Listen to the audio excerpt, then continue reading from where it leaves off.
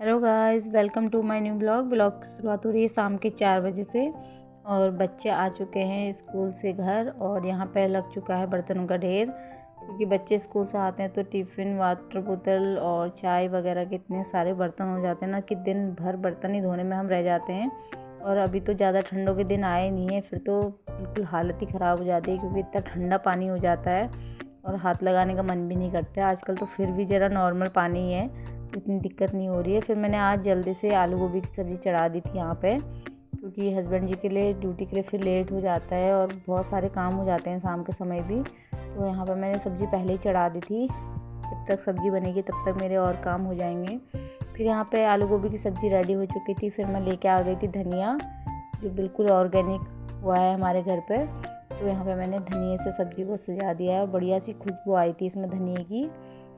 और फिर यहाँ पे मैंने आटा वगैरह सब कुछ लगा दिया था, क्योंकि थोड़ा आटा पूरियों के लिए गूँधा हुआ था और थोड़ा सा रोटी के लिए गूँधा हुआ था, क्योंकि ज़्यादातर पूरियाँ बच्चे वगैरह और हम लोग खा लेते हैं। और हमारे जेठ जी को थोड़ी सी पूरियाँ कम पसंद है, तो एक दो पूरियाँ खाएंगे और थोड़ी रोटी खाएंगे, तो इसलिए फिर उनके लिए अलग से हमने रोटी बना दी थी। और भी किसी को अगर पूरियाँ कम खानी होंगी तो वो लोग रोटी खा लेंगे। और बच्चों को तो हमारे बहुत ही ज़्यादा पसंद आती है पूरियाँ। अगर उनके लिए पूरियाँ बना दो तो उनके लिए बिल्कुल त्योहार ही हो जाता है। थोड़ा सा सेवई वगैरह बनाएंगे और रायता वगैरह बनाएंगे, तो उनके लिए तो आज त्योहार ही है समझो, क्योंकि उन्हें मीठा और पूरियाँ वगैरह ये चीज़ें बहुत ज़्यादा पसंद है। मेरे बच्चों को अगर ना दिन भर में रोटी और सब्ज़ी कोई ना भी दे तो उन्हें कोई दिक्कत नहीं होती। अगर उन्हें पूरियाँ मिल जाए, खीर, हलवा, ऐसी चीज़ें मिल जाए और मिठाइयाँ मिल जाए तो उन्हें मतलब पूरे दिन कोई खाने की चीज़ और कुछ नहीं चाहिए। बस इन्हीं चीज़ों से वो पेट भर लेते हैं। मतलब उन्हें ये ऐसी चीज़ें ना बहुत ज़्यादा अच्छी लगती हैं। और यहाँ पे मेरी रोटियाँ हो रही थी गर्मा गर्म सी फुल्की सी तैयार। और किसकी किसकी रोटी ऐसी फुल्की सी बनती है मुझे कमेंट करके ज़रूर बताना। बहुत से लोग कहते हैं ना कि हमारे हाथ की रोटियाँ फूलती नहीं है और अच्छी नहीं बनती हैं, लेकिन मैं तो ज़्यादातर जब भी रोटी बनती है ना तो फुली हुई ही बनती है। कभी कभी कोई रोटी फट जाए या कुछ हो जाए तभी, नहीं तो मेरी हाथ की बनाई हुई रोटियाँ और पूरियाँ हमेशा ही फूलती हैं। तो किसके किसके हाथ की रोटियाँ और पूरियाँ एकदम से फूल जाती है मुझे कमेंट करके ज़रूर बताना। यहाँ पे फटाफट से मुझे रेडी करनी थी रोटियाँ, क्योंकि फिर मैंने हस्बैंड जी के लिए बनाने हैं पूरियाँ। उनके खाने पे पूरियाँ पैक करूँगी, क्योंकि उन्हें तो पूरियाँ पसंद ही हैं, वो तो खा लेते हैं। तो यहाँ पे तेल गरम होने के लिए भी रखना है, क्योंकि तेल गरम होने में भी समय लगेगा। और फिर यहाँ पे मैंने रख दी थी कढ़ाई, क्योंकि रोटियाँ वगैरह हो चुकी थी मेरी। फिर तेल गरम करने रख दिया था। फिर यहाँ पे मैं बनाने लग गई थी छोटी छोटी सी पूरियाँ, क्योंकि फिर टिफ़िन मेरे को पैक करना है उनके लिए। सब्ज़ी वगैरह तो मैंने सब कुछ पैक कर दिया था। और थोड़ा सा वो थर्मस में दूध लेके जाते हैं, शाम के समय पे दही नहीं खाते हैं, क्योंकि ठंडा लग रहा है आजकल।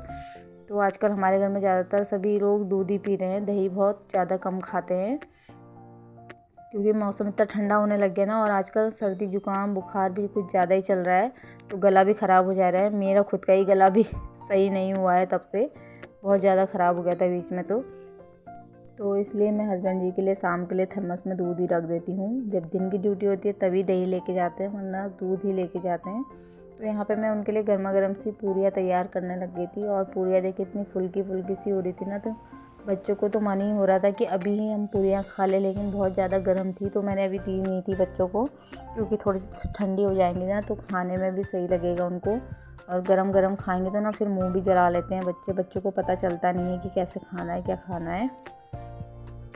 और आजकल ना समय का पता भी नहीं चल रहा है। 5 बजे अगर अंदर आओ ना खाना बनाने के लिए तो 6 कब बज जा रहे हैं, मतलब एकदम से इतना अंधेरा हो जा रहा है, ऐसा लग रहा है कि 7-8 बज चुके हैं करके। तो समय का आजकल बिल्कुल भी कुछ पता नहीं चल रहा है कब अंधेरा हो जा रहा है इतना ज़्यादा करके। तो यहाँ पे मेरी इतनी सारी पूरियाँ बन चुकी थी। और पहले मैंने हस्बैंड जी के लिए बना दी थी और एक रोटी हमने गाय के लिए रख दी थी, क्योंकि आज पूर्णिमा का व्रत है जेठानी जी का। तो उनके लिए गाय के लिए गोग्रास अलग से रख दिया था व्रत का, और लोगों के खाने के लिए अलग से रखी थी, क्योंकि सबसे पहला रोटी हम गाय के लिए ही रखेंगे यहाँ पे। तो उसके लिए मैंने अलग से ही रख दिया था। और किचन में ना इतने सारे काम हो जाते हैं, मतलब एक खाना बनाने के काम के साथ साथ ना इतने सारे काम हो जाते हैं कि किचन ऐसे फैल जाता है। फिर साफ़ सफाई करो तो इतना समय लग जाता है।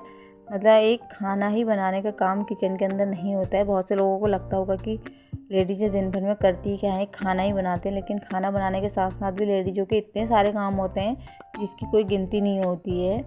आदमी उस काम को इतनी आसानी से बिल्कुल नहीं कर सकते हैं, क्योंकि उन्हें ना दिक्कत हो जाती है, उन्हें आदत नहीं होती है कभी इतने सारे काम करने की। तो यहाँ पे फिर मैंने फटाफट से पूरियाँ बना के पैक करने लग गई थी मैं हस्बैंड जी के लिए पूरियाँ, क्योंकि उनका टिफ़िन पैक करना था मुझे। तो जेठानी जी कर रही थी अपने पूजा की तैयारी प्रसाद वगैरह बनाने की। और यहाँ पे हमने आज आलू गोभी की सब्ज़ी बनाई हुई है और रायता वगैरह सब कुछ बनाया हुआ है। तो यहाँ पे टिफ़िन पैक हो चुका है हस्बैंड जी का, और यहाँ पे दूध की बोतल भी हो चुकी है रेडी।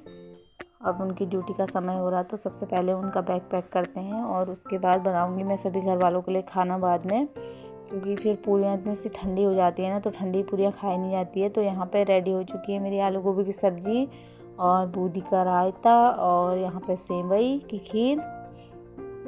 तो किसको किसको इतना टेस्टी खाना देख के मुँह में पानी आ रहा है मुझे कमेंट करके बताना।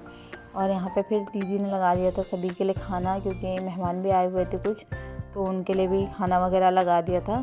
फिर सभी ने गर्मा गर्म पूरियाँ खाई, खाना खाया, सब ने खाना एंजॉय करा। फिर लास्ट में आ गई थी मेरी बारी, फिर मैंने लगा दी थी अपने लिए एक प्लेट और यहाँ पे खाना एंजॉय करने लग गई थी।